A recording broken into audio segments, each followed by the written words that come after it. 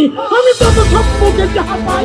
ভারতীয় আধিপত্যবাদের বিরুদ্ধে আপসহীন যোদ্ধা ও জুলাই বিপ্লবের অন্যতম প্রধান মুখ শহীদ ওসমান হাদিকে গুলি করার প্রায় 280 ঘন্টা হতে চলেছে। তার শাহাদাতের পরও পেরিয়ে যাচ্ছে প্রায় 130 ঘন্টা, কিন্তু এখনো পর্যন্ত মূল সন্দেহভাজনকে গ্রেফতারের কোনো খবর পাওয়া যায়নি। এমত অবস্থায় এই নৃশংস হত্যাকাণ্ডের প্রতিবাদে এবং বিচার আদায়ের দাবিতে বৃহৎ আকারের প্রতিবাদী সমাবেশের প্রস্তুতি নিচ্ছে বাংলাদেশ জামায়াতে ইসলামী।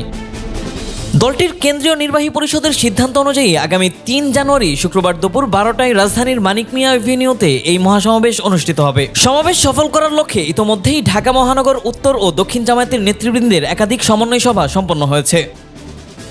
দলীয় সূত্র জানায়, এই সমাবেশে দেশের বিভিন্ন জেলা থেকে 10 লাখেরও বেশি নেতাকর্মী অংশগ্রহণ করতে পারেন। ভালো লাগার প্রতিটি মুহূর্তে থাকুক একটি সুন্দর পাঞ্জাবি শপ বিডি, আপনার সিগনেচার লুক, শুরু বসুন্ধরা সিটি, ঢাকা।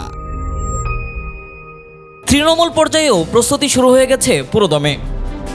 কর্মসূচির উদ্দেশ্য সম্পর্কে জামায়াতের সহকারী secretary general doctor Hamidur Rahman Azad বলেন, জুলাই বিপ্লবের অগ্রসৈনিক শহীদ ওসমান হাদির হত্যাকারীদের অবিলম্বে গ্রেফতার ও দৃষ্টান্তমূলক বিচার করতে হবে। একই সঙ্গে দেশব্যাপী ছড়িয়ে পড়া সব অবৈধ অস্ত্র উদ্ধার এবং সন্ত্রাসীদের আটক করতে হবে। আমরা বিশ্বাস করি, এই দুটি মৌলিক দাবি পূরণ না হলে নির্বাচনের জন্য প্রয়োজনীয় লেভেল প্লেয়িং ফিল্ড বা সমান সুযোগ নিশ্চিত করা সম্ভব হবে না।